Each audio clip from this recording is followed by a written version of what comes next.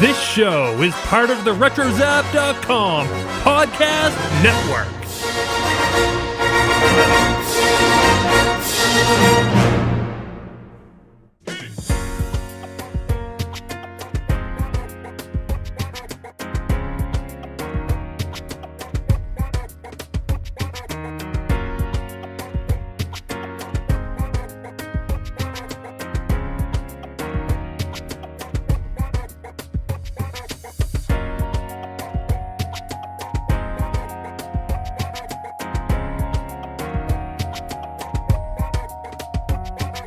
What's up, Argonauts, and welcome to another Retro Gaming Podcast. This is episode 92 of the ARGcast. I am your host, David Gilton, and with me is a man who's gotta break them all, and I ain't talking controllers, Robert Workman.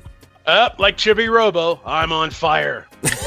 Well, like NBA Jam in this case, too. Yeah, exactly. I mean, but did you see, Nintendo's tweet today of Chibi Robo standing aflame and everything like that? They're teasing us about that new Nintendo Direct. Nintendo's a bunch of trolls over there, I think. I think they got a bit of, trolls, running their Twitter, channels there. Yeah, but they're having fun. Hopefully we'll see a Nintendo Direct sooner rather than later. But today, we're talking about classic ball and paddle games, because really there's quite a few that actually made some nice video game history here, and we actually have a great guest on the show to talk to us about his own ball and paddle game. Yeah, that's right. So we got here, he's like an indie game developer, but also a good buddy of mine. It's Danny Silver. So welcome back here, Danny. How's it going, guys? What's going on? I think last time that we got together, Danny, I think that was for the PAX East panel that we did, actually, Forgotten Gaming Gems, that we talked about. Oh God, yeah. Shoot, that was almost a year ago, wasn't it? It was. Where the dude actually blared the Jet Set Radio music just to get his point across. That was epic. Yeah, that was an epic moment. We actually have an audio version of that entire panel, actually, as part of the episode lineup for ARGcast. So if you look back, sometime last April, basically, you will find that audio, the kind of special little audio version of the panel. But yeah, it is archived on their Twitch page too. Yes, it is on Twitch as well. I just gotta make sure to kind of keep it for myself for posterity's sake. So I have the video as well as the audio up on ARGcast and everything. So that people can go check that out if they want to. So, but yeah, so so as Robert alluded to there, we are talking about the old ball and paddle games, or brick breakers, if you will, or the Breakout clones. They kind of go by many names. But we're gonna be talking about all those types of games. So I figure we kind of start us off at least with the news anyway, to kind of get that out of the way. First off with My Arcade, actually, and this is something that you also brought to my attention here, Robert. Yeah, because they sent me a Bad Dudes mini arcade game. Now, they're the NES games, but they're put into redesigns of these classic arcade cabinets. So it's Bad Dudes NES, but it looks like a Bad Dudes arcade game. And these things are only $30.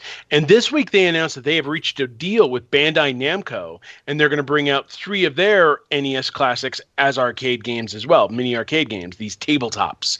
We're going to see Dig Dug, we're going to see Galaga, and we're going to see Pac-Man. And we're also going to see a special handheld version of Pac-Man. Same game, but it looks like one of those 80s handhelds. You know what I mean? It's all yellow, neonish, and it's kind of neat. I mean, it's like these guys are trying to bring back the classic Coleco era, if you will. And I know you guys remember the old Coleco tabletops, the ones that had the really bad sound and everything. Yeah, of course.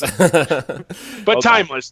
Yeah. But yeah, I mean, they're going to announce these games this year, and then they're going to make some more, probably like Dig Dug 2 or Miss Pac-Man or something like that. Maybe even Clax. I'd love to see a Clax mini game. That'd be great. But they're at CES 2018. If you're going to an area that has lights that work. Yeah, I saw that with the blackout thing that's going on. Yeah.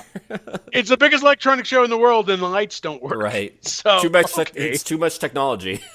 Yeah, damn it, Google. What did you do? What do you guys think about these mini games? What do you think about My Arcade continuing its lineup of these impressive little mini games? I think it's fantastic. I think the more ways we can find to archive these games, not just play them on our couches, but in sort of an accurate representation of what they were and always should be, the better, really. It's great, for instance, say, to have the X-Men arcade game on Xbox Live.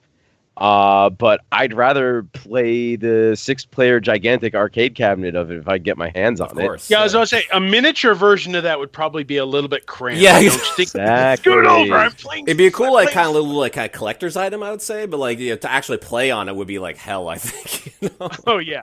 Well, I can't get to the Nightcrawler's controls. You guys are crowding me.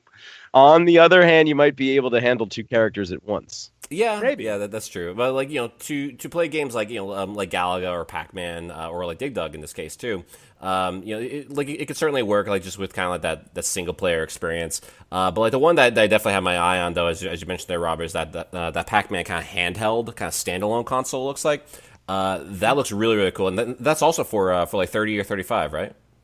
Yeah, about $30 to $35, they said. Cool. So they're going to release sometime this year. And again, they're based on the NES games. I think that's the only thing that's really holding the series back in greatness. They're advertised as arcade games, but they're NES games. Oh, okay. But a lot of people grew up on those NES games, so it's not really the end of the world. And they still play very well. So, Gotcha. If you're looking to do some collectible stuff alongside your Colecos, check these out, of course. And then there's the guys that did the Kickstarter for the Tempest and Centipede mini games, which will also be coming this year, and those are based on arcade games. So hopefully I'll getting my hands on one of those soon as well. So the mini arcade is returning. I love it. Absolutely. And like any like reason like kind of like have retro gaming come back in some fashion, especially like have it like modernized in some way. To kind of make it more convenient, I guess, like to play these games. I'm all for it. As you mentioned there too, Danny. Just having retro gaming come back in any sort of way, we are all for sure. So, God, yes. And something else that might be coming back that we certainly did not expect to come back, that's for sure, is 1080 snowboarding. So I don't know if you guys play this, but like this is like an N64 game. Basically, they're like I don't know, they're franchise snowboarding, like franchise more or less. Oh, I played the hell out of it. I think they made like 2 of them too, right? Yeah, they made that one, and they made 1080 Avalanche for the GameCube, and it was a lot of fun too. But yeah, they filed a new trademark. Yeah, so like Nintendo like filed like a trademark for basically just 1080. So I'm guessing like whatever game they have, like I would guess it's coming out for the Switch in this case, will just be called 1080. Because there was also like a trademark like along with the logo as well, like so that they actually got the logo that they kind of trademark along with that too. So as far as like we know, it's just going to be a game just called 1080. It'll be a return of the 1080 snowboarding franchise. And more likely than not, it'll be coming at the Switch and everything. So I am actually pretty excited for this, just because I can imagine just using like the Joy-Cons, like that they'll probably utilize that in some way as far as like doing all the tricks and whatnot. So you probably just do like different motions, kind of do different snowboarding tricks, which could turn out to be like a pretty fun experience, honestly. Yeah, it sounds like it will be. And there's always the speculation, like, will it be a new game? Will it be Avalanche releasing for the Switch as part of the proposed GameCube lineup? I mean, it could be both. Yeah. Seriously, 1080 is an underappreciated series. Like F-Zero, I think it died out way too soon when Nintendo could have released sequels and made something of it. I think all this stuff about SSX getting super serious kind of scared them off. But now I see this year as being a big opportunity for Nintendo to continue to keep the fans and bring back the franchises that they absolutely love. And 1080 is one of those franchises. Obviously, F-Zero would be nice. And, what the hell, Kid Icarus, sure, do it. Just throw it out there. But I think this is a prime opportunity for Nintendo to really grab those classic fans and bring them in, along with the casual fans that are enjoying Nintendo Switch. Like this week alone, Japan is reporting that Nintendo Switch has already reached, in less than 1 year, the lifetime sales number that the Wii U had. So it's accomplished in 10 months what the Wii U took 6 years to do, like 12 million units worldwide. For sure, yeah. That's insane. I mean, that's how popular the Switch is. So Nintendo, of course, is going to capitalize upon this. And hopefully we'll see this announced around like E3 or so. I doubt we'll see it in their proposed Nintendo Direct. But, we've been surprised before. So Yeah, Rob, like you said, I think that SSX scared them off a little bit. I think, I was never too big into 1080. I did play a lot of SSX, I'll admit. SSX 3 especially is my jam. Yeah. But I absolutely welcome it back, particularly because we haven't really had another snowboarding game since SSX on the last gen. So it kind of died off, it felt like, a little bit, Yeah. Yeah, the problem with SSX, they did it like with a deadly descents thing, and then all of a sudden you had these challenges that were impossible to get through. Like they took away the fun nature that SSX3 was all about, and they made it super serious, and kind of slowed it down as a result. You know, as soundtrack was glorious. Oh yeah, I'll give them that. Oh yeah, and the online stuff was cool too. But like I said, I mean, it was a cool game. It just was a little too extreme. Mm-hmm. And a lot of people just wanted that sense that you got in SSX3 of going down the entire mountain. Mm-hmm. And that's what I loved about SSX3 was this is all on one friggin' mountain, and you could take like an hour and ski down the whole thing. Yeah, board down the whole thing if you wanted to. I mean, just like flying off of like out of like a helicopter and just like going down like the mountain, just like barreling down like 100+ miles per hour. Like it's just like amazing. Yeah, for sure. Yeah, and what I did not like about the new SSX was they got away from that concept. Now we're going all over the world. They're like we're gonna do every mountain, every dangerous mountain on the planet, and then they didn't put canon. In there. It was really odd. It's a really odd choice for that particular franchise, you know? Yeah, you're talking about a mountain that takes at least one person every winter, and they didn't put New Hampshire in the game. I'm just like, well, you know, screw you, EA? Really? We're waiting for Killington to be like thrown in there or something, like for Vermont. That would be awesome. But no, I mean, they leave New England out of everything. Yeah. And like I said, these deadly descents courses, like you could only take so much damage and you had to start them all over again, and you couldn't progress any further in the game until you beat these challenges, which was crap. I mean, like with SSX3, you had more of a wide open thing of what you could do, you know. So that limitation really got on my nerves, and I think it got on a lot of people's nerves. So I don't think that's. It felt very old school punishing. It is. It almost reminded me of Crash Bandicoot a little bit. Oh, yeah. How. Yeah, so there'd be like those deadly descents, the avalanches. They would actually switch the camera. I remember. Yeah, it reminded me a lot of the boulder segments. Yeah, from Crash Bandicoot. And how if you do not get past this segment, you can't get past the game. Except they made it even tougher than Crash Bandicoot. For sure. But it sounds like Nintendo's in the right place with 1080, and I hope with the right development team, maybe the same guys that did Avalanche. I'd love to see it make a return and just be a lot of fun again. And throw in like a 2-player split screen challenge. It would work perfectly well with the Joy-Cons, with online setup and everything. I mean, it'd be a lot of fun. The only snowboarding game we have right now is Steep. So we could use a new snowboarding game. So yeah, bring it on. Absolutely, yeah. And like it could also potentially be like a hint on what to expect if we are to get an N64 Classic next, as far as like Nintendo's like lineup of classic consoles. So I would say it would be like likely that we would see 1080 snowboarding as part of that lineup, but this could be like kind of like a bit of like a double whammy for Nintendo in a sense, as far as like bringing back like the franchise, as well as like having the older game that people remember playing on the N64 for a potential N64 Classic if we're to see that, which seems more and more likely as we kind of go along. But and while we're at it, Wave Race, please. Yes, yeah, absolutely. Wave Race would be really cool. Those are like water physics, so like mind blowing back then for sure. Totally. We need it. We need it, absolutely. So that's gonna lead us now into the part of the show called "What Are You Playing?" And we get into the games we've all been playing or have recently beat. So Robert, what have you been playing?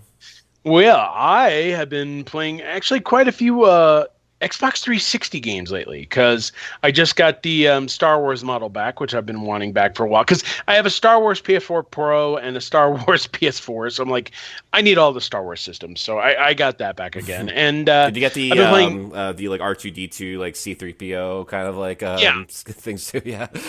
I'm trying to find the C3PO controller. It came with the R2D2 system in great shape, but I need to find the 3PO controller. But I've been working on Vanquish. Which I really hope will get a re-release sometime soon, because that's a lot of fun. Very underrated game for Platinum. Split Second, been enjoying that. And then I've also been playing a little bit of Lost Planet 3. Now, This kind of took a change of pace from the first two Lost Planet games. It was done by a different developer, I believe Spark Unlimited. And it's more of like a third-person action game. Well, I mean, like the previous games were, but this is lesser in scope. You still have to take on aliens and everything like that, but it's a different approach. It's a neat little game. It's not as good as the first two, but it is kind of an interesting spin-off. So I've been working on that a little bit. And then on Switch, I've been playing Enter the Gungeon. Oh, yeah. That's always a lot of fun. So, yeah. And Yooka-Laylee, which is still kind of frustrating to me. I'm trying to figure it out, but I think I feel like Yooka-Laylee works better on the Switch because I've been hearing reports about that. It looks technically better, but the gameplay is still I don't know. I mean, I think Tony talked about a few weeks ago how he was like annoyed by the gameplay not really meshing as well as it could in terms of a open world platformer. But I know some people like that style of play, so I won't pick on it too much. But I don't know. There's something about it that's grinding my gears. Do you feel like it's more the I guess like the gameplay or of the camera, like because like I know like a lot of people have like a lot of problems like with like the actual camera system like in the game because it just basically brings back that old N64 camera issues basically just because it's basically like a spiritual sequel to that game. I think the camera's slightly better, but the gameplay still needs a little bit of work because, like, some of the challenges are really difficult. I mean, some people like it that way, but I don't know. To me, like, again, it just grinds my gears. Yeah, I think what really grinds my gears. Yeah, you know what really grinds low head. Yeah, exactly. Yeah. I'll tell you what grinds my gears. No, see, give me Sly Cooper. Sly Cooper's games are perfect 3D platformers. I'm spoiled by those, games that came together and everything like that. Yooka-Laylee just feels, I don't know, like it goes against that a little bit, at least for me. But enough about what I've been playing. Danny, what have you been playing this week? Okay. So first of all, I've really been getting into Path of Exile. Oh, okay, yeah. So my team lead on Children of Liberty got me introduced to that a little bit. Also picked up Rocket League in the Steam sale. Okay, nice. How you liking that? I mean, it's a fun game. I do not have the time to devote to getting good at it. That's kind of the thing. Like it's one of those like kind of time sink games that you can just play forever, just like Overwatch or Destiny or whatever. Yeah, like I started looking into YouTube videos on tips, and I'm like, oh, this rabbit hole goes way too deep. It really does. Yeah. Just go fast. Just go fast. Got to go fast. Yep. Exactly. Also been playing a little contraption maker to kind of get inspired for the project I'm working on right now. Okay. And just so it could make more money, I picked up Getting Over It with Bennett Foddy. Oh, nice. Okay. Yeah, this is like the game that's kind of been making the YouTube rounds lately, I know, and just kind of like it's a game of that kind of really tests your patience. Really, I've actually watched like enough gameplay footage of the game, like including like a couple of speed runs actually, which just looks amazing for like that type of game. That like kind of leaves you knowing that this isn't a game like that I want to put myself through, but I wouldn't mind watching other people put themselves through. So it's kind of like a perfect YouTube game in that sense. It's really weird when you play it. Like when you see somebody playing it, you figure you get an idea of what the controls are. So you're like, no, just pull the hammer in a little bit and then swing yourself up and whatnot. It's not quite as easy as that when you actually get hands-on with it. There's something kind of springy about how it works. You kind of need like the proper mouse really for that game because it's all mouse movement. Like there's no clicking. It's all mouse movement. Yeah. There's no like WAS or anything like that. Like it's just all mouse and everything. It would work well with a analog stick, but I don't know if analog stick is compatible with it. Yeah, no, I don't think so. Like it's meant to be just purely all mouse movement, pretty much. And you're just basically you're like for those of you who don't know, like this game is basically like you're a guy in a pot with a was it kind of like a pickaxe or something? I forget exactly. A hammer, sledgehammer, sledgehammer. So like he's using the sledgehammer basically to move himself like through like a level that is like brutal and difficulty, just because you have to kind of like hook yourself into like the right things or like use the momentum to kind of like push yourself off like from by like bringing like your hammer down into the ground and like just kind of leveraging yourself up or whatever, depending on like what is needed pretty much. And like there's like a couple of like just really frustrating moments in that game where you can actually bring yourself all the way back to the beginning after playing for like an hour plus, pretty much. So it's pretty brutal in that sense, but it is if you feel like you have the patience of Jesus Christ himself, then like definitely try out this game for sure. Yeah, that's kind of an interesting compare the patience of Jesus. How long do I have to sit on this cross? Right, exactly. Yeah. By the way, I'm not insulting Jesus. I'm just saying I don't think he was very patient. But then again, do I know? I wasn't there. I don't know. Sure. All right. So, David, what have you been playing? Hopefully, nothing as difficult. Well, sort of in a way. Like, obviously, I've been playing Overwatch, and Overwatch this season has been, it's been kind of it's seen like its ups and downs for sure. Like, there are those moments like where like you're kind of like on a roll, and then all of a sudden you have like a bad night or like a couple of bad nights, and it'll just like bring your season ranking down like super low just because that's just kind of the nature of the game sometimes. And so I'm just trying to basically kind of get myself out of gold, more or less. As if I can get myself to platinum this season, I'll consider that a mission accomplished for season 8 in Overwatch. Aside from that, I actually tried out some StarCraft Remastered. How'd they do? So it's really cool. So it's, they definitely did like a nice job like with kind of cleaning up and everything. It's obviously like a game by Blizzard, the old like kind of like point and click kind of strategy type of game. And it's really, really awesome. I didn't play much StarCraft honestly back in the day. I played like a little bit. I was honestly more of like a Warcraft fan, like especially Warcraft 2. Which you can certainly like listen to like more of like in our previous episode, which we did talk about like these like kind of strategy games for sure. But as far as like StarCraft Remastered, they did like a really nice job just kind of cleaning it up. It looks amazing. It almost looks like a brand new game entirely, honestly. But still like the exact same StarCraft 1 game that you know and love, if you grew up with it and everything. So I'm definitely looking forward to playing more of it, honestly. It's been really cool so far. And aside from that, too, I also played Mega Man 1. I not only played Mega Man 1, but I also beat Mega Man 1, which is actually a first for me, because I actually didn't grow up with Mega Man. Yeah, exactly. Yeah, I actually didn't like grow up with Mega Man, but like it's kind of interesting. Like now, as I kind of like in like modern age and everything, first time really beating the Yellow Devil and everything, because I'm playing the game through the Mega Man Legacy Collection on PS4. And there is no like pause trick, like they took the pause trick out of it, so you can't kind of like cheese your way past like the Yellow Devil. So I just kind of had to learn the pattern, get good at like just jumping basically to get past like his pretty much his bullshit pattern, going back and forth both sides of the screen. And then just take out Wily at the end, as well as like all the robot masters leading up to him. And so so it was good. I felt very proud of the kind of accomplishment like with that, and like seeing the ending of like Mega Man kind of be like rock and everything with like without the suit and everything. It's like, now I'm a real boy. What do you guys think of Mega Man 11?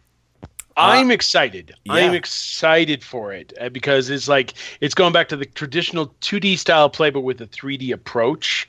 I like the idea of that because I'm not a Mega Man Legends fan. Sorry, guys, but I'm really excited by the potential. I mean, it's going to be interesting to see how they do without Inafune on board, obviously. But I'm excited for it. But David, what do you think? I think we talked about this a while back. We did, yeah. We actually had like a Mega Man episode not too long ago, actually, in celebration of the 30th anniversary, along with our buddy Ash Paulson. So so we definitely talked about this, but I'm definitely excited to kind of see more Mega Man. It's good to see Mega Man kind of get some love finally, like after all this time, because he's just been kind of overlooked by Capcom for like so long.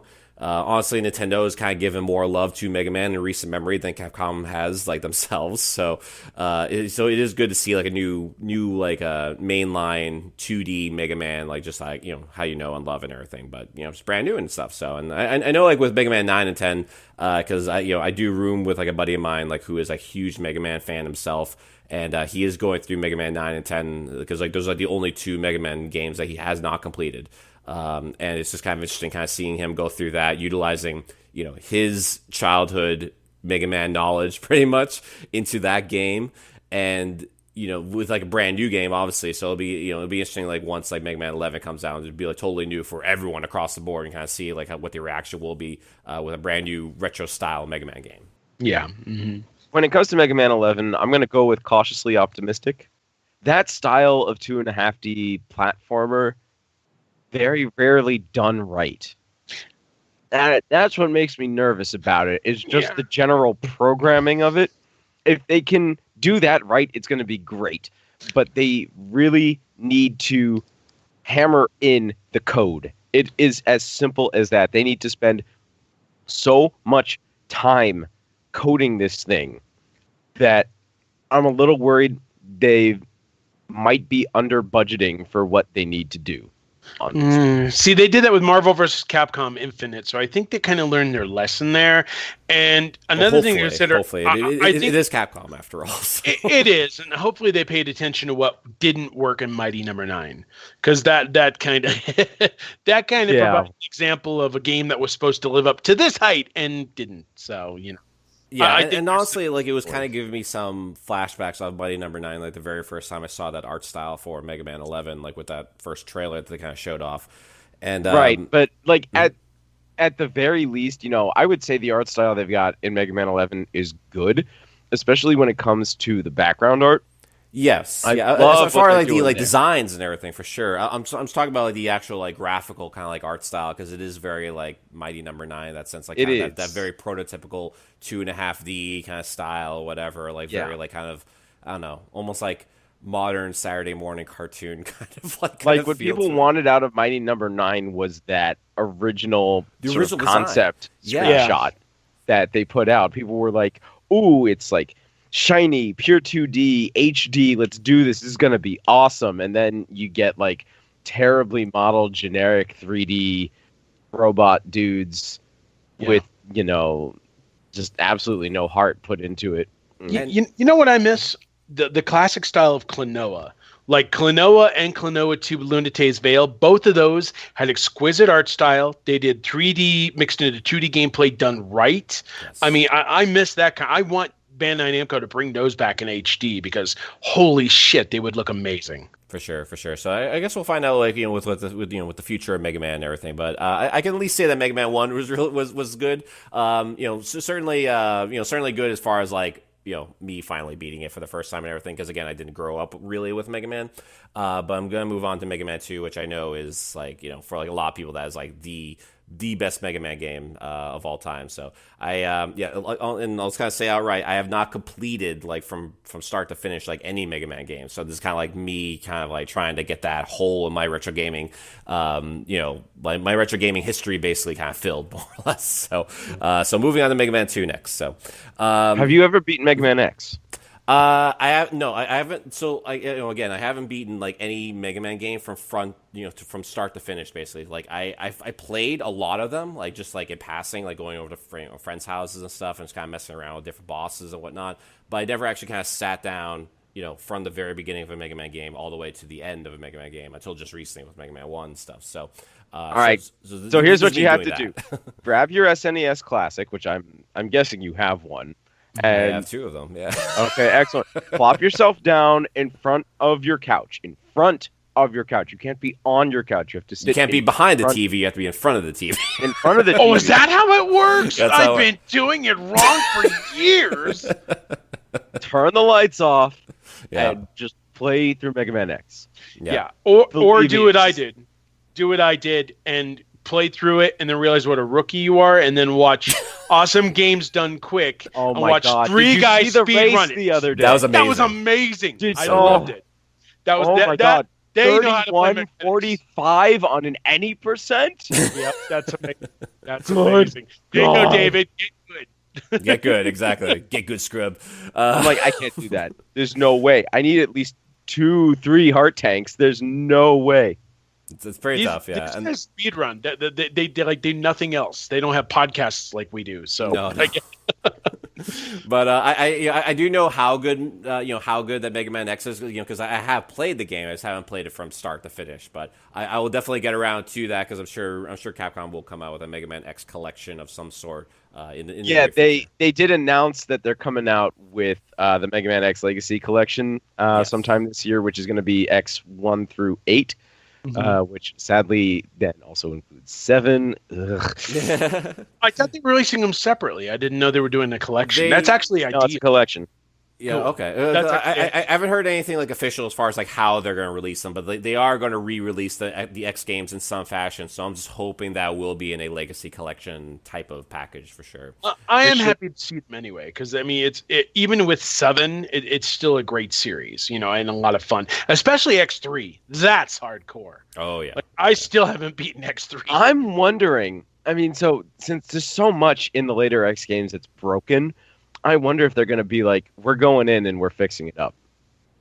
That'd be great if they did, but I think they're going to leave it like the originals. I think they would. Yeah. Except the originals weren't nearly as broken as X5, 6, and 7. Yeah. I mean, X5, 6, and 7 are, well, X5 to a lesser extent, but 6 and 7 especially are complete trash. And I am so sorry to anybody listening who is like an X6 fanatic. There's no such thing as an X7 fanatic.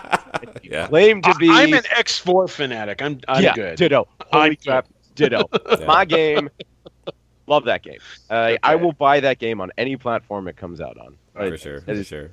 So now this is another Mega Man episode. Another Mega Man My episode bad. in that case for sure. It's all good, no worries. But yeah, so obviously there's like a lot to talk about with Mega Man. But if you want to hear more about Mega Man, we did recently have like an episode, as I mentioned before, with Ash Paulson that you should definitely listen to. So definitely go back to that episode if you haven't already. And so to kind of move along with the episode, I do have a game code here to give away.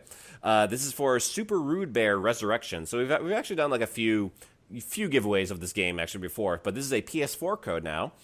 So Super Rude Bear Resurrection is an ultra tight massacre platformer that anyone can beat. Every time you die, your previous corpses stack up, and you can jump on them, push them around, and use them as platforms or meat shields. Each death makes the game slightly easier, but it's possible to beat the whole game without dying at all. So if that sounds like a jam, definitely jump on this if you haven't gotten our previous Super Rude Bear codes from before. The code here is 6TL9RLNDPKMC. So it's Super Rude Bear Resurrection on PS4. Enjoy. Man, it's a tough game. Dead bears all over the place. Right, exactly. It's a massacre platformer, as they said there. Yeah. Mm-hmm. So moving on now, we have the Stage of History, which is a celebration of retro titles that deserve a spot, for better or for worse, in the pantheons of history. So to start us off, we have GB. So this is a 1978 pinball Breakout clone by Namco. As this episode is meant to be about Breakout. I almost forgot there. It was Namco's first internally designed arcade game. It is considered one of the rarest arcade games due to its poor sales. And game designer Toru Iwatani would later go on to make games like Pac-Man and Pole Position. So this game has like some history, mainly like with like the fact that Toru Iwatani like made it and like kind of went on to kind of doing other games. But like also the fact that this was like like a Breakout clone that kind of put I guess not put Namco on the map, but like kind of got Namco's kind of first step in the door as far as like arcade games are concerned. Mm-hmm. And it was really cool because it also spawned 2 sequels, Bomb B and Cutie Q. And I think a few people out there might be aware of Cutie Q because I think I got like the most distribution in terms of the games that were available in this particular series. Yes, I actually saw like Cutie Q like in like an arcade before. I've never seen GB in an arcade or like the other sequel, but Cutie Q definitely I've seen. Mm-hmm. See, it got better distribution because I think like GB only got like limited distribution by Gremlin, the guys that were working on Frogger at the time. So yeah. But I've never played GB, but I did play Cutie Q, and it's a very unique style of gameplay. It kind of makes me wonder why like Namco didn't include these titles in their little Namco Museum lineups. Because, like we see like all these common popular games and everything like that, but every once in a while they throw in these oddball titles that, weren't quite popular. Like, say, with the Namco Museum series on PlayStation, we saw Ordine, Assault, stuff like that. But we never saw any like GB or Cutie Q or anything like that. Honestly, I never played any of these Namco Breakout titles. But, looking at them, I was like, hey, there's actually some really interesting ideas in here.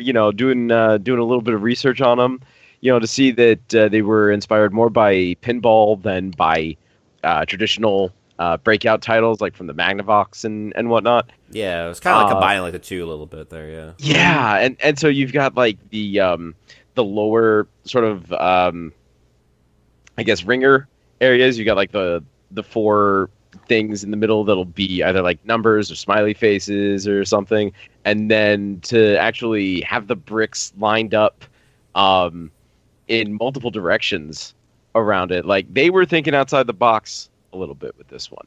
For sure, yeah. I mean, like, they obviously wanted to kind of keep it somewhat safe with like a Breakout clone, just because, again, the popularity of Breakout in general, and everyone. Right, but it's not just a big like wall of bricks up above you. For sure, like it was just kind of like their own like kind of spin on it, and it was a kind of way, again, for them to kind of like break into like the arcade scene in some way that they figured would be successful. Interesting note. QDQ did find a home release. It was originally included in the Japanese release of Namco Museum Volume 2 for PlayStation, but it was actually playable in the US in Namco Museum Remix. So, yeah, so I guess you can check it out if you have a Wii console or a Wii U. There you go. So if you got like the older Nintendo consoles there, definitely jump on that. And then like another game that I know I definitely jumped on here is Alleyway. So this is a 1989 Breakout clone by Nintendo and Intelligent Systems. It was a global launch title for the Game Boy. Bonus stages had block patterns depicting Super Mario Brothers Super Mario Brothers sprites, I should say. Sprouts, yeah. Like also we're in a garden. It's a garden. It's Super Mario Brothers 2 all over again. Exactly. Yeah. All these sprouts. Piranha Pete, what's the difference? Yeah. Pulling up vegetables left and right. So with Super Mario Brothers sprites with Mario, Bowser, Goomba, and so on. And the box art originally depicted an unknown protagonist manning the paddle, but was replaced by Mario when released in North America and Europe. Since I guess they figured that it would probably sell the game more if if you just kind of throw Mario right there in the box art, just like how they did with there was like golf, and I think he was in the box art tennis, or like, at the very least like he was he was kind of made to be like the referee or whatever for like the tennis game, as well as like actually in like Punch Out too. Like he was the referee in Punch Out. Now I didn't play too much Alleyway at the time because I was really into Tetris, but I recall like a couple of years later, HAL Laboratory released a game called Kirby's Block Ball. Yes, which is sort of like a spin-off of the Kirby series, but it was a neat little ball and paddle game in its own right. So I got more into that. But if I recall correctly, Alleyway was a nice little personable title at the launch of the system. And of course, I was playing Revenge of the Gator too, because what else am I going to play?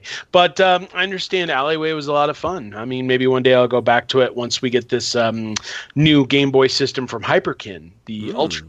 Yeah, we didn't talk about that, but it's kind of cool how they're bringing that back, where it could play with the old cartridges and everything and all these features. But I mean, it's a good opportunity to revisit old games like that. And Alleyway was always a nice little classic. And if Nintendo does come through with this Game Boy Classic system they're talking about, reportedly, I'd love to see Alleyway or Kirby's Block Ball as part of that lineup, because ball and paddle games are actually surprisingly fun on the Game Boy, despite the fact you really can't see the screen that well. Right. Yeah. If they come out with a Game Boy Classic, they better release them in all the colors of the original Game Boy Pocket. They better run that same ad with everybody with the different hair colors. I remember the one with the tongues. You remember the one with the different colors? With the tongues, yeah. They need to bring that campaign back if they do this. I agree wholeheartedly. Oh my god. For sure. So so that is the stage of history right there. So that's going to lead us now into Obscura. Yeah, and a lot of people are talking about Atari's games. They made a number, like Breakout, Super Breakout, stuff like that. But they also made a very obscure game called Off the Wall. This was an Atari 2600 game that was released in 1989, developed by Axion and published by Atari. It is basically players take control of the hero Kung Fu Lu. LU. That's the best name ever. And the objective is to smash through an evil wall to kill a dragon that has been tormenting villagers. In the game, Lu receives several power-ups to achieve his goal, and he must overcome a bat that stands in his way. So he has to deal with a bat and a dragon using a ball and paddle. That's not fair. But it's very much inspired by Breakout and Super Breakout, and you can control it with either a joystick or a paddle controller. Now, here's a fun fact. After it came out for Atari 2600, there was also an arcade release called Off the Wall. It came out in 1991. It was more of a general ball and paddle thing. They didn't really follow the same storyline, but it has unique little square-based stages where you can go around and eliminate tiles too, and it was kind of cool designed at the time. This was back when Atari was doing more experimentation in the arcades, and we were starting to get more original ideas. And then you also had glowing blocks that give you power ups, including like the Zextra ball. It was actually spelled Xextra ball, as well as the catch ball, the invincible, the slow ball, the bigger paddle, firepower. It basically innovated power ups before Arkanoid did. Which I think was kind of cool. I think Arkanoid might have come out beforehand. Arkanoid, yeah. 1986. Arkanoid was first. Sorry, I apologize. 3 or 4 years. Yeah, that's my Sprouts moment. Sorry. Yeah, the Sprouts. It's okay. Everyone has to have a Sprouts moment. So it took the idea from Arkanoid then, and it kind of rolled it into its own neat little thing there. And like I said, this was an era where Atari was introducing games like Steel Talons, Road Riot, Pit Fighter, Race Driving, Thunder Jaws. If you don't remember Thunder Jaws, go look it up. Yeah. But it was really cool. Like, it started in the Atari 2600, and then it went to arcades, and it introduced a different style when it came to the arcades. So yeah, I mean, really don't know if you can find much distribution for the arcade game, but you can always hunt down the ROM, and you can play it with a controller, I believe. So there's that. I don't suppose either of you have played Off the Wall, have you? I've only played like a little bit of it. I checked out some video of the arcade one earlier today, and I gotta say, like, this game had some style to it. It's like if you put Breakout on a solo cup. Yeah, yeah. I mean, it's a late Atari 2600 game, I know. So it basically kind of like took advantage of as much of the console's power as possible, at least for like a ball and paddle game. But it was pretty cool, like, with the fact that like it had like its best depiction that the system can handle, I guess, of like a kind of like a sunset in the desert and all that stuff. So like it was kind of like kind of like neat as far as like the use of colors and like what they could kind of squeeze out of the console's power. Yeah, I mean, Atari knew their stylish stuff. I had to bring up Clax again, because that was also another stylish game in their little arcade heyday. And even Hydra. I loved Hydra, too. Oh, yeah. But that's Hydra. Just another... Yeah, no, not that Hydra. It's a different Hydra, a different evil Hydra. But yeah, that's Off the Wall. You can check out Arcade ROM, and I'm sure you can hunt down the Atari 2600 version. You might be paying a little bit more for it, but if you like rare Atari cartridges, it's the way to go. Absolutely, absolutely. So that's going to lead us now into our main topic here, which is we're going to kind of start off with like the history of like Breakout clones or brick breakers, if you will, and then we'll also kind of get into Danny's new game here as well. So we'll kind of like kind of collaborate with that. So let's kind of start off actually with the history of like Breakout clones. It actually kind of started with Atari's Breakout, as you could probably tell already, in 1976, which was created by Apple co-founders Steve Wozniak and Steve Jobs, which there's quite a story behind those two as far as like working on that game, as far as like kind of Steve Jobs kind of pocketing some money that he did not tell Wozniak about when being paid by Atari for the project. But yeah, there was also the initial idea was actually to like kind of bring like a single player Pong-like experience, basically. Since like Pong was like so big back then, so it figures like, well, what else can we do with like a ball and paddle, but like with just like one player? It's like, well, just kind of break some bricks up on the top, I guess, whatever. Or like, let's just kind of try it out. So this is actually followed shortly by Super Breakout, which came out in 1978. This also sparked the release of many Breakout clones that didn't deviate much from the original concept of using like a ball and paddle to clear bricks on the screen.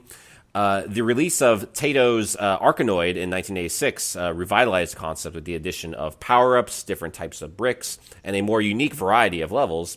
And sequels, spin-offs, and clones of Arkanoid have been made since, most recently actually with the 2017 smartphone game Arkanoid versus Space Invaders, which is actually like a pretty fun game if you haven't tried it out yet. Like, I think it's on both iOS and Android. I know it's at least on iOS because I played it. It is. It's on iOS and Android. Mm-hmm.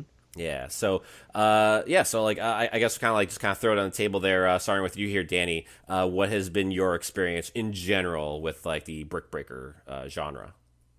So my experience probably dates back to, like Breakout and whatnot as a kid. I mean, obviously we all had Breakout clones, say on our graphing calculators in middle and high school. I don't remember which as well. Yeah, I don't remember which one specifically, but I mean, so like whether it was that or something in DOS, I mean, I don't even remember. The one that stands out to me from my childhood is Ricochet, which was, if you've never played Ricochet, it's almost like a sci-fi Arkanoid with like heavy, like cyber industrial style, and everything's robotic and alien moving around. It's absolutely crazy. I think there was a port for it on PS3. I don't know where it is these days, but it's still readily available. It's been around like 15 years now. So that one, I think, stands out for me. But one thing I've noticed about the genre is that it's very tempting to almost over stylize it and like just kind of I don't really know how to explain it, but you know, they'll take like what Ricochet did and sort of expand on it to such an extent where like all the blocks are in 3D for no reason, and it's just like everything flying up in your face and like at the camera and like extra obscuring everything. And I guess like everyone kind of like trying to put their own stamp on the genre in general, or like their own kind of Right. breakout style game. Yeah. But when it gets in the way of the core gameplay, though, it's a problem. Like, you know, it reminds me of that quote from Clueless. It'd be like, well, I can't be involved in any activity where balls fly in my face. Well, there goes your social life, you know? For sure. Exactly. How about you there, Robert? Like, what's your experience been like with Brick Breakers? You know, I really sucked at Breakout and Super Breakout. I did not do well with paddle controls, but I really got into Arkanoid, which is, like I said, why I'm so surprised I forgot what year it came out. Because I've been playing like variations of this all over the place. I played the original game in the arcades. I played Do It Again on Super Nintendo. Oh yeah. Played Arkanoid Live on Xbox 360, which is also Xbox One backward compatible, by the way. And I've been playing a little bit of the iOS game, which is really good too. So, I mean, it's always been a fun game, and the power-ups have been really useful, especially laser. Because, you know, like there are some balls, they'd be like, come on, just get that last tile. Right. Get that, you know, otherwise you could just shoot it and you're good to go. So I think Arkanoid really stood out for me. But there was another game. This one just came out a few years ago from City Interactive, SIDHE. I don't know if I'm saying it right. Sorry if I didn't. It's a 2009 game called Shatter. It came out for the PlayStation 3 as well as PC and iOS. And it's a ball and paddle game, but it's a little bit more high-tech. It works on the side. So you have the paddle on the left side of the screen and all the obstacles you need to destroy on the right side of the screen. And you could use buttons to kind of change the trajectory of the ball. Like your paddle worked like a magnet. You could either push the ball out or suck it in, and it would change the trajectory as you went along. You could pick up power-ups, you could pick up one-ups, you could pick up all sorts of different things. Had very groovy visuals, terrific soundtrack, really a lot of fun. We haven't seen any ports of this game since, but I really think Shatter is a terrific game. I think you can get it on Steam still, and you could also get the soundtrack as well. It's done by an electronic musician by the name of Module, and he's got his own Bandcamp independent music site, and it's really good. So, Okay. I mean, this was a really good game as well. So look up Shatter, PlayStation 3, like I said, Steam, and iOS. It's really good. So, I'm guessing it has like really good music to it as well. Yeah. Yeah, yeah. Like I said, it's done by an electronic musician, and it's really well composed. And you just basically fly through these different galaxies, and you take on these stages of like blocks and everything like that. And there's also explosive blocks, so you could break them apart if you want and try to get them off the screen or whatever. And it was really neat how you could use the magnet propulsion to kind of direct it in the way you wanted to go. So none of those, get that tile in the corner, get that damn tile in the corner. Right. Why won't you hit it, for 5 hours on end? You could kind of direct the ball toward the last tile and move on to the next stage. Very cool, very cool.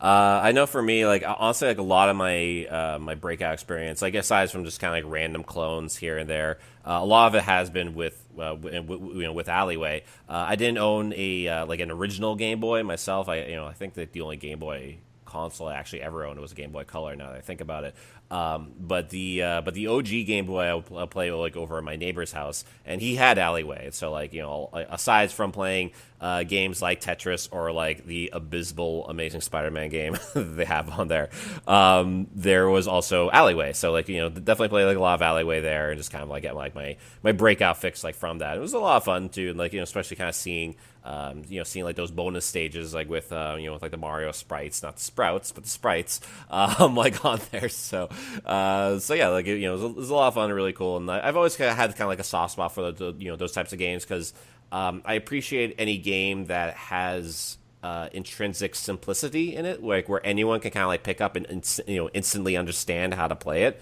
But also just kind of like suck you in and just kind of, make you want to do better as you kind of keep doing it and stuff. As long as there's no microtransactions involved with it or, or like any of the kind of free to play kind of mentality as as you see like in a lot of like iOS games, nowadays. But yeah, like just kind of having that very kind of simple type of gameplay that anyone can kind of pick up and play and understand is like something that's kind of very near and dear to me and in my heart, which is why I kind of like Brick Breaker games in general because of that. But certainly Alleyway was kind of like my jam back then. So. But something that is definitely your jam right now, Danny, is the game that you're working on, or like it's come out like just now, right? Like with Mondrian Plastic Reality. Yeah. So we just launched that on early access right now, exclusively to itch.io. So that's $15, and so that is the sequel to Abstraction and Beauty, but it's actually based directly on the source code to Abstraction and Beauty.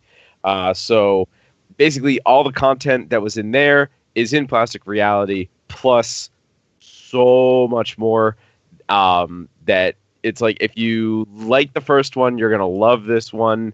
If you love the first one, you're going to go nuts for this one. If you didn't like the first one, there may actually be something in here that catches your fancy. Ooh, nice. Yeah, like it's so like how would you, I guess, like give like an elevator pitch more or less for people who don't know what Mondrian is, or like I guess like for both Mondrian games. So Mondrian is a circular brick breaker inspired by 20th century art history. So the idea is there's a few other circular brick breakers on the market. Usually what they do though is you're hitting the ball to the outside of the field, and the bricks are surrounding you. What we've done is we've put the field inside, and your paddle is on the outside. And much like traditional Breakout, you are preventing the ball from flying away instead of going into this like no man's land in the middle.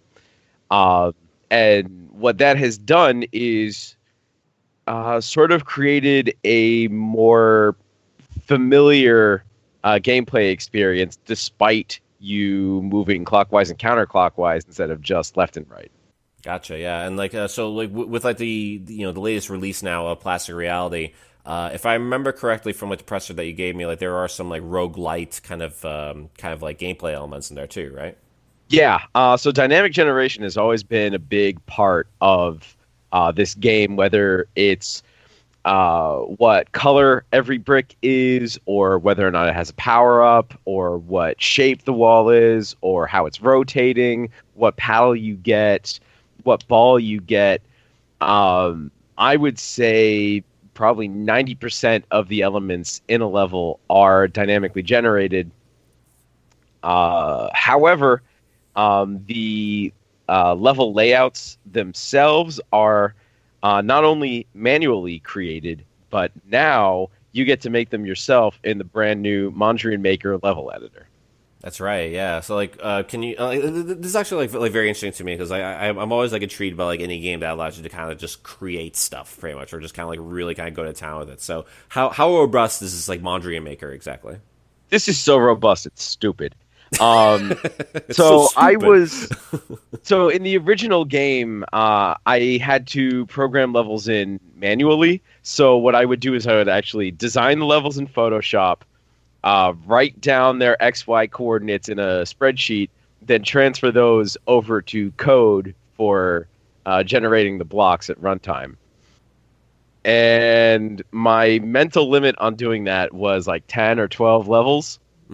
Yeah. So far, on Plastic Reality, thanks to Mondrian Maker, we've doubled that. So we're up to 24, 25-ish levels in there now. We're aiming for, the general 100 that, everybody says, yeah, we're going to have 100 levels in the game. Well, we actually have a plan on how we're going to do that. and we have a tool set for getting it done. And we've put, plenty of shortcuts into this thing, whether it's keyboard shortcuts or like holding shift to stamp blocks down instead of dragging and dropping them one at a time. You can individually scale and rotate each block. You can apply modifiers to each block to make them shift up, down, left, right, or phase in and out of visibility. Oh, wow. There's different block types you can use now. So we've got, obviously your regular blocks and your tough gray blocks. They're not invincible anymore, but on hard they do have 4 HP, I think. So it takes a while to break through them. But now you can also switch them to portal blocks. So if the ball hits one of these, it'll come out another at random. And we should have splitter blocks working hopefully by February. And those are basically when you hit them, they spawn a number of regular blocks from the center based on what difficulty you have selected. So on easy, they'll spawn 2. On medium, they'll spawn 3. And on hard, they'll spawn 4. So I imagine too, like, again, this being kind of like a very kind of creative mode, basically of Mondrian, that you have like some people making almost kind of like artistic levels in the sense, like just kind of like building things out of the bricks, if you will, kind of like as I was saying before with the Mario Brothers sprites in Alleyway and everything. Have you seen any sort of like crazy designs in that aspect? Well, so one of the first levels I made was actually based on the Pete Mondrian painting that inspired this series in the first place, Broadway Boogie Woogie. And so with this level editor in place, I said, you know what? I am going to make Broadway Boogie Woogie in this editor. And if I can do that, and if I can get it playable, then I know there's something here. And it took me a while because I hadn't yet gotten in like block alignment and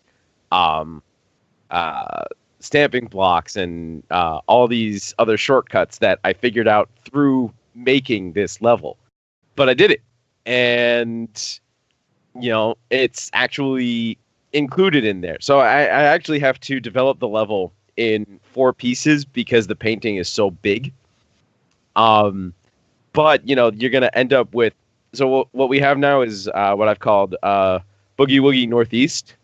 And so there'll be Boogie Woogie Northwest, Boogie Woogie Southeast, Boogie Woogie Southwest. And so that right there is 4 levels based on one Mondrian painting. And of course, each level has 4 difficulties. If you click the difficulty button in Mondrian Maker, you can actually iterate the difficulty and make each one different. So it has the same layout, but you can change the type and modifiers on each one. And yes, you can apply multiple modifiers to a block if you choose. So they can shift left and right and vanish in and out. And we're working on this thing we call the mod switch, which puts a mod into an alternate mode. So, for instance, with phasing, that will start the block invisible instead of visible. And so what you can do is you can actually build layered levels. Wow. All right. So yeah, you can really kind of really go to town as far as like just like like kind of making like a level and just have like a friend kind of play it, and all of a sudden they'd be like, "What the hell am I in for now?" Yeah, and then all of a sudden it blinks and it's a completely different level. That's insane. Yeah. Oh, it's completely insane. So you want to talk about a robust level editor? This is not only robust; it is so easy to use. Everything is just done through this really simple context menu. You click a block, menu comes up. Click whatever little circle you need, whether it's to scale the block or to apply a modifier or change the block type on it. Give it a title, hit save, hit play. 3 seconds comes right up in the game. It's just kind of an unbelievable tool set. And I ended up making it in less than... The original version of it was made in less than a week because my programmer at the time... Carter, who was working on Children of Liberty, was testing it out at a demo night, playcrafting demo night around here, and he was like, "This needs a level editor." And I'm like, "Okay, I'll go do that." And somehow I did it. There you go. I got a question here. I know one very important game in a thing like this are the physics, putting together a good model. So, like, if a ball bounces off an object, it doesn't suddenly go the opposite frickin' direction, which I've seen in a couple of games. Still trying to figure out why the hell that is. So, I mean, what kind of devotion did you put into the physics model of the game? Like, I mean, did you do your research with stuff like Arkanoid and stuff like that, or did you know exactly what you wanted when you started working on this game? So right now, as I see it, there's two physics models in the game. There's the physics model that applies to the paddle and the wall, and there's the physics model that applies to the blocks. And the physics model that applies to the blocks, I feel like feels pretty good. It sort of came down to determining a chance between the ball bouncing right back at you and the ball bouncing around the level, and trying to find a good balance between the two that could also vary up between difficulties. And when it comes to the ball bouncing off the paddle, we're redoing that completely because it's absolute crap and we know it. But right now, it's just the abstraction and beauty model of kind of like, if you hit the middle of the paddle, it goes straight-ish, and if you hit the sides of the paddle, it knocks the ball around the outside. So right now, however, we do want to get it more sort of angle of incidence based between the ball and the way you have your paddle rotated. So that's going to add probably an extra unexpected layer of difficulty onto it. And it may take some getting used to. It's going to take a lot of testing. And I can't even guarantee we're going to get it done. But we know it's something that we want to do. And also, I got to bring up this. I'm looking at the suggestions for the soundtrack that's featured in the game. Acid jazz.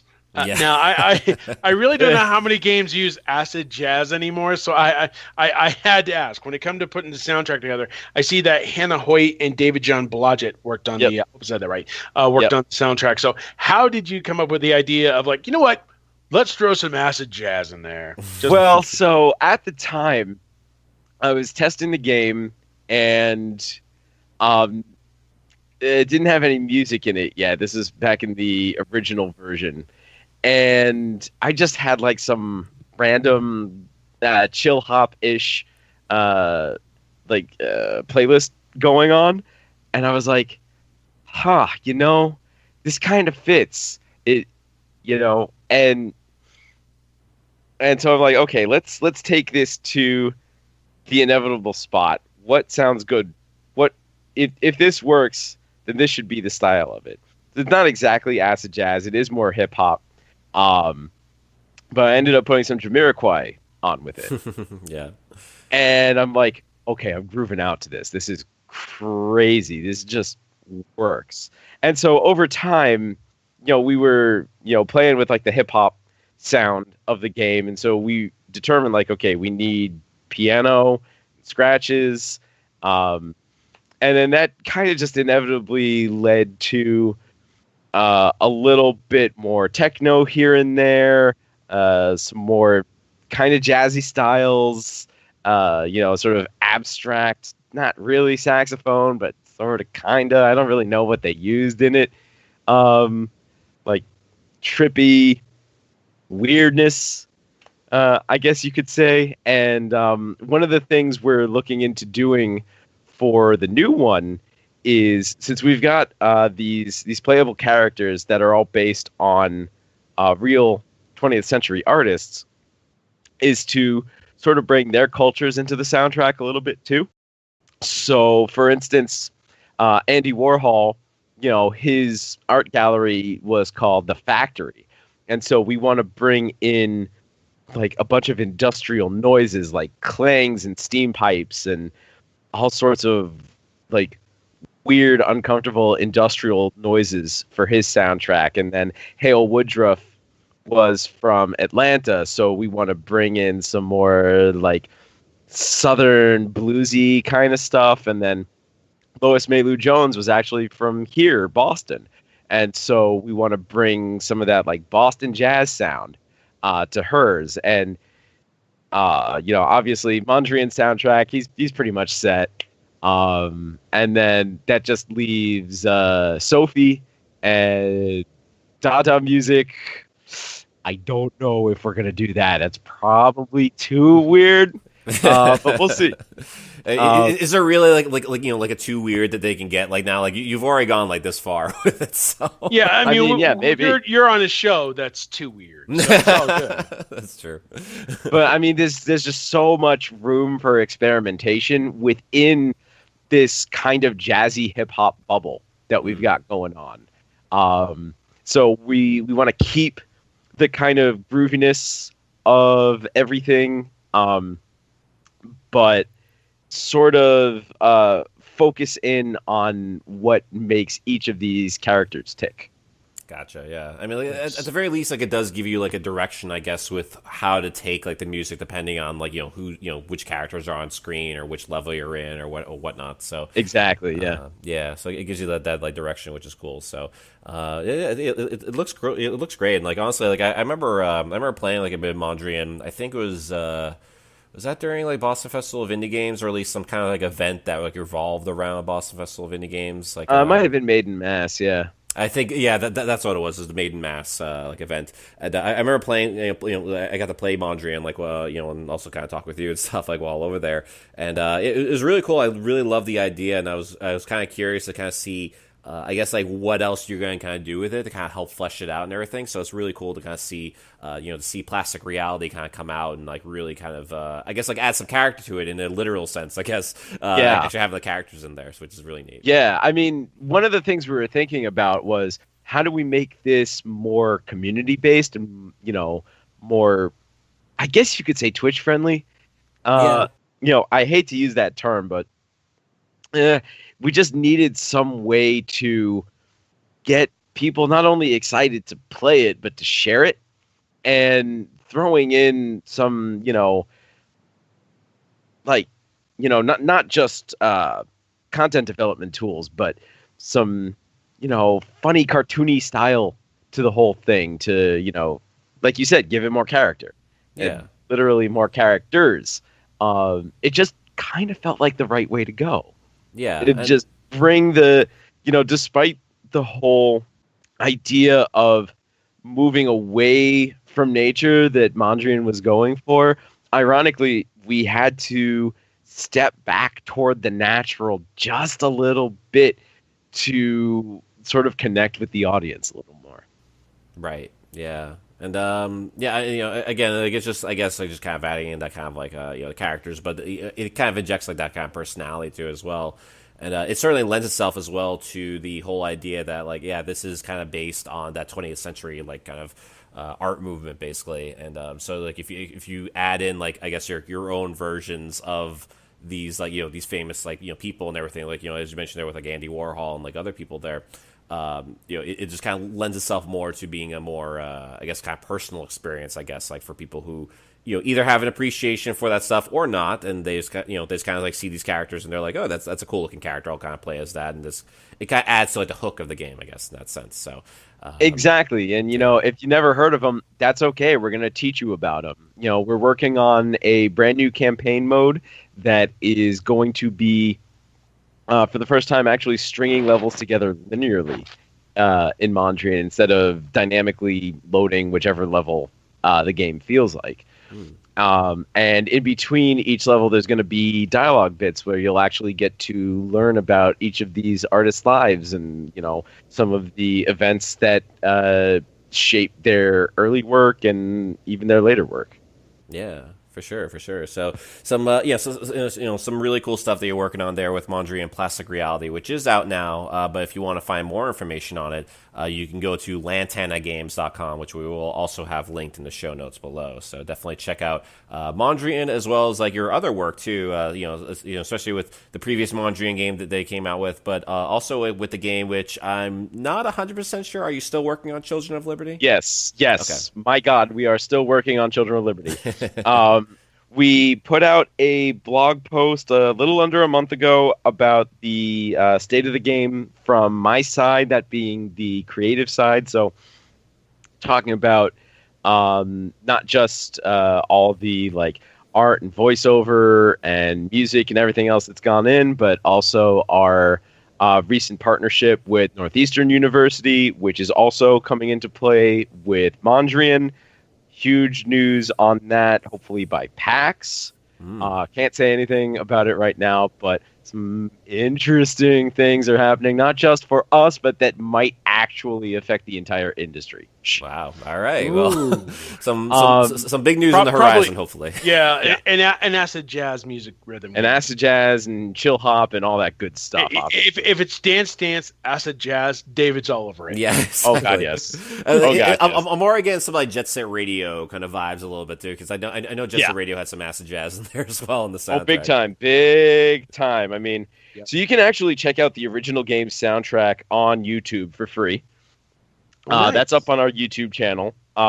It's great work music, I'll tell you that. Yeah, I imagine it's really, really good stuff, and I even have a few leftover soundtrack CDs. I'm looking at one right now. It's a pretty damn good soundtrack. It's a good hour of your day. But yeah, so Children of Liberty. So like I said, creative blog post went up a little under a month ago. There's going to be a tech blog post on that coming up pretty soon.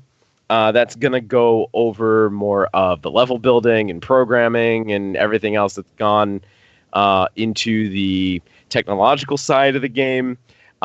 We're revamping our various public spreadsheets for everybody to keep an eye on in terms of how everything is going for programming and level building and art, etc. And we are going to be doing quarterly updates this year. And because, one thing we noticed is like, well, month to month, sometimes there's a lot, sometimes there's a little, but every quarter there's a development. There's something significant to talk about every quarter. So the next one will probably come out around PAX-ish. And there's going to be quite a lot of good stuff to talk about. Very cool. Well, I'm definitely excited to kind of see like what else is going to come out of Mondrian, as well as like just everything else that you're kind of like working on. Obviously being like a buddy of yours as well too. Like I'm just like super excited to see like what else they're working on as well. So yeah, best of luck there to you, Danny. Like with with Mondrian and everything beyond as well. So thank you. Yeah.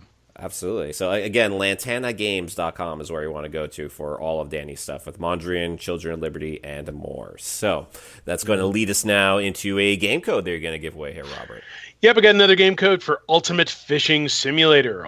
Fishing Simulator, yes. It's a high-quality fishing simulator featuring realistic graphics, physics, and gameplay. Cross the boundless seas and oceans. Discover the deepest recesses of rivers and lakes. Ooh, yes, because they're so full of deep recesses. But well, it's too cool like, to go like fishing now, so you may as well like do it virtually. In this case. Exactly, and it's a good game to do it with. So there you go. Here's an early access Steam key for you guys. It's 3JXWQNNTGV BHFC6. That's for Ultimate Fishing Simulator, and enjoy. Maybe play the Mondrian soundtrack along to it so you can fish to acid jazz. There you go. Yeah. Oh, hell yeah. Danny's going to do it now. He's going to take that code and be like, I got this. Yeah, I got it. That's someone else's code. Somebody else can have it. I won't do that to you. I'm sure he'll do it like Sega Bass Fishing. He'll do it to that. Perfect. Yeah. Definitely jam out like along with some fishing there. So that's going to lead us now into a game of random selects. So this is a yes or no 15 question game to guess which video game character that Robert is this week. So this is Robert's turn, and basically it's going to be me and Danny going head to head to try to figure out which character that Robert is. Danny, did you play any random select like last time you were on the show? I did not. I'm intrigued. Here we go. Yes, I choose a classic character, and in the 5th and 10th clues, I provide clues, rather, after the 5th and 10th guesses for each of you. They're yes or no questions, so anything fitting in it. So don't ask, what game are you in, because I won't tell you. So that's how it works. So I've got my character in mind, so by all means. Danny, why don't you start us off? Yep.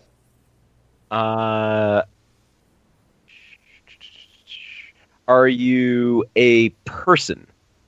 No. Oh, interesting. Okay. I'm guessing by person you mean human, right? Human. Yeah. Yeah. Okay, all right. I'm not a human person. Gotcha. Okay. Are you an animal? Yes. Okay.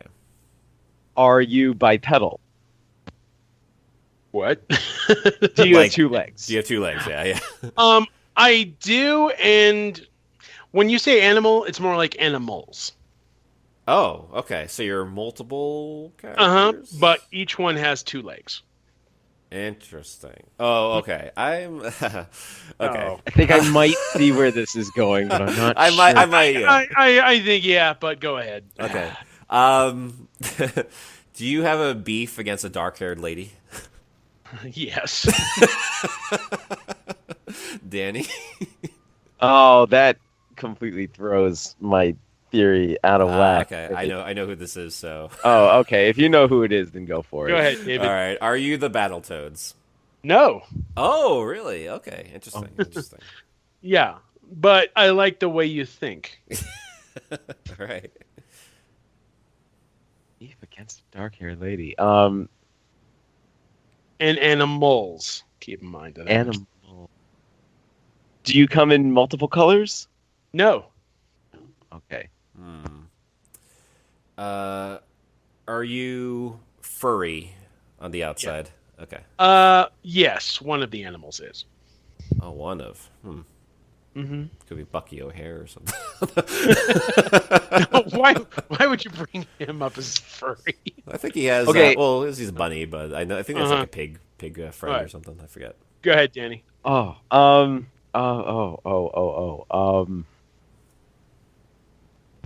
Do you have vehicles? Access to vehicles? No, not in my original adventure. Okay. Interesting. Original adventure. Yeah, I was really banking on that Battletoads there. Do you use weapons? No. Okay. I think that's 4 there. Mm-hmm.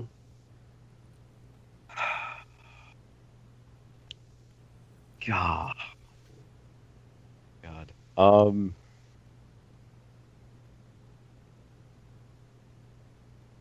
Are you 3D characters? Yes. Okay. Did you originally come from a PS1 game? No. Okay. And that's 5. So my clue is I'm carrying enough. Get off my back. Oh, okay. I know who this is now. I know exactly who this is now. All right. Oh, God. I gave too much away. Go ahead, Danny. But I think Danny. No, David has it. You go and guess, David. All right. Are you Banjo-Kazooie? Yes. All right. Yeah. Not bad, though. Not bad. I like where you were going with the rare way of thinking. I like that. Yeah. And my other clue was watch out for moles. Oh, okay. There you go. Yeah, because I'll say with like dark-haired lady, there is the like Dark Queen in Battletoads, but there is the what was like the witch in Banjo-Kazooie. Gruntilda. Yeah. Gruntilda, So right. and I said no vehicles in my original game because Nuts and Bolts. Nuts has and bolts. those. That's right. Yeah. And there's also Sega and All Stars. See, Racing. for some reason, my brain was stuck on the Skylanders, and I couldn't get off of Spyro and Company. So then when David asked about PS1, you said no. I went completely blank. I'm like, but all right. but It's all right. I mean, like I said, David went all out to guess like the Battletoads. So you know we're all over the place. So That's right. it is kind of funny to think how similar the Battletoads are to Banjo-Kazooie. Yeah, I guess so, in some way. by the same developer. So Yeah, There's But- yeah, that's true actually. Yeah. there's so many parallels if you think about it. It's oh my god. There kind of are, but yeah, I think we did the Battletoads a while back, so I didn't want to do it again. So I went down a different path with Rare. But yeah, that's a random select this week. We actually had a pretty quick round this time. That's actually pretty cool. Yeah. Before we wrap up the show, I did want to bring up a couple more things real quick. David, you were talking about Overwatch earlier. I did want to say the Overwatch League has officially kicked off. Yes. So there's some good worldwide competitions taking place there. So you want to check them out. I believe there's a Twitch channel, Overwatch League, that you could tune into. Mm-hmm. And also want to give a shout out to Angry Games, Awesome Games Done Quick, happening for 2018. The Mega Man X speed run. They're currently doing a Yoshi's Island speed run. I need to just get off this channel and watch this because it's amazing. And then one more thing. A little while back, Retrobit, we talked about them teaming up with Sega to create accessories for the Genesis, Dreamcast, Sega Saturn, possibly talking about all-in-one units. They've begun posting pictures of some of their Genesis accessories, and amongst them, we have a USB 6-button Sega Genesis Classic controller that works with PC and Mac, which is actually pretty impressive. Looks great right now, yeah. It does. I'm just wondering how well it works with, like fighting games and obviously Sega Mega Drive collection, stuff like that. But so far they've only revealed bits and pieces of these little collections, but hopefully we'll see some sort of all-in-one units somewhere around close to the middle of the year. That'd be great. But if you want to check out more, it's twitter.com/retrobitgaming. So by the way, Rob, not to burst your bubble, but AGDQ has moved on to Mario Sunshine. No! Oh, well, I'll just have to watch the archives. But I heard the Yoshi's Island run was amazing. But they're playing an inferior Mario game. Sorry, but that's... It's a pretty Mario game. It's pretty, but it's different. Yeah. Well, all the GameCube games are different. Oh, yeah. I mean, that was really Nintendo's excuse to smoke weed and be weird. I mean, but this Yoshi's Island run... This Yoshi's Island run was like 4-player race. That's what I love, when 4 players. Oh, yeah. That's amazing. So I mean, like we said, the Mega Man X race was one of the most amazing things I've ever seen. So. Yeah, I know. And they still got a few days left. I believe they're going to wrap up Saturday night. So by the time this podcast comes out, you'll still be able to catch a day and a half of retro action as well as run-throughs of more current games. So yeah, check out Awesome Games Done Quick, guys. And be sure to donate as well. Absolutely. One thing I should mention is that I've been kind of playing around with the idea of having ARGcast up on YouTube. So I will have a link to the previous episode anyway, like on on YouTube, at least in the show notes or something along those lines, like kind of some kind of like link if you look in the show notes for ARGcast on YouTube and everything. But any kind of feedback that you can kind of give on that, I'm all for. I like to kind of hear on I guess kind of different ideas as far as what we can do to kind of make that a better experience, at least on that platform and everything. So yeah, I'll definitely look out for that. There's also the SNES Visual Compendium, which just kind of came out, or been making the rounds now. Which which both Robert and I actually have a hand in, in helping make actually, because we've done a number of games on there. So I know the games I did was Batman Returns, Bubsy. There's also what was it? Saturday Night Slam Masters. It's like Family Matters with wrestlers. Saturday Night Sprouts. Yeah, exactly. Carl, what are you doing? Did I do that? Yeah, get like Hagar, just kind of pile driving Urkel. I know I did a few as well. I know I did Zero Kamikaze Squirrel. The rest kind of escaped me because I don't have the book in front of me yet. Yeah. But I'm looking forward to getting my copy and checking it out and all that thing. I mean, Bitmap Books, they make some amazing books. They send us the NES Compendium. They send us the Neo Geo Compendium, which is amazing. So be sure to check out Bitmap Books when you get here. We'll have to get Sam back on the show and see if he wants to do a Nintendo 64 Compendium, because please. Yeah, could be down the horizon for sure. It might be the next one. Who knows? But yeah, so definitely check that out whenever you can. Bitmapbooks.co.uk is the URL for that. So yeah, some really fun stuff. And Danny, where can people go in order to find you on social media or anywhere else that we haven't mentioned that's not lantanagames.com? Oh, I have no social media that isn't lantanagames.com. So just follow at Lantana Games. If you happen to own the original Mondrian, you actually can get 30% off the new Mondrian at itch.io. Otherwise, it's only $15, and go grab that and pick up a t-shirt while you're at it, because why not? Everybody loves a t-shirt. There's also sticker packs. Yeah, I'm shilling merch. That's right. You cannot stop me. Other than that, follow Lantana Games, pick up some stuff, and be good people. Absolutely. That's kind of rule number one, like, to be good, to be good people and everything, because there's definitely enough of the other kind for sure that's running around. There's enough assholes in the world. Do I have to? So, and you know what? Be good people and don't be lazy people. yes, There you go. Indeed. Man, there's only so much I can handle, Danny. Come on. So if you want to follow ARGcast on Twitter, we are at ARGpodcast. Same thing for Facebook. We're facebook.com/ARGpodcast. And if you want to follow me on Twitter, it's at TheGuiltyMan. Want to follow me on Twitter? It's twitter.com/thedcd. You can also check out my work at comicbook.com/gaming. The best in news, previews, reviews, specials, all that. Indeed. And if you want to send us any questions, any questions or other questions, or also any suggestions, feedback, or retro games you want us to cover, or anything at all, really, you can email us at argcast@retrozap.com. And be sure to check out retrozap.com for all sorts of other amazing podcasts, especially of the Star Wars variety. There is Brews and Blasters. There is Kanata's Castle, Starship Sabers and Scoundrels, Skywalking Through Neverland. There's also Beltway Banthas, which is really cool because they combine both Star Wars and politics. So if you're of both minds, it's definitely the podcast for you. There's also the Animaniacast. So if you're a big Animaniacs Oh, they've fan. been busy. Oh yeah, show. they definitely have been. I bet. Did you hear though that the original crew has nothing to do with the reboot? Well, they're going to get the original voice actors back, and Steven's got a good animation team together. It's Hulu, so they got good money. Yeah, I'm nervous. I'm a little nervous. However, March 15th, Freakacon is happening on Facebook. Is that Freakazoid convention? Yes. Or? Oh my god! Please and thank you. Invite me, please. Oh yes, I will. I absolutely will. This is actually Tom Ruger and Paul Rugg. Something's happening on the Freakazoid end. Oh, I don't know what, but we're going to find out. Well, invite me, please. Yo, I will. Yeah, we'll definitely listen to the Animaniacast thing, because I know they cover also Freakazoid and basically all the shows kind of related to Animaniacs in that regard. So definitely listen to Animaniacast as well if you're a big Animaniacs fan. There's also the Deucecast movie show. So if you're a big movie nerd as well, just like how Robert and I are, you'll definitely want to listen to those guys because they've been doing it for over 300 episodes now.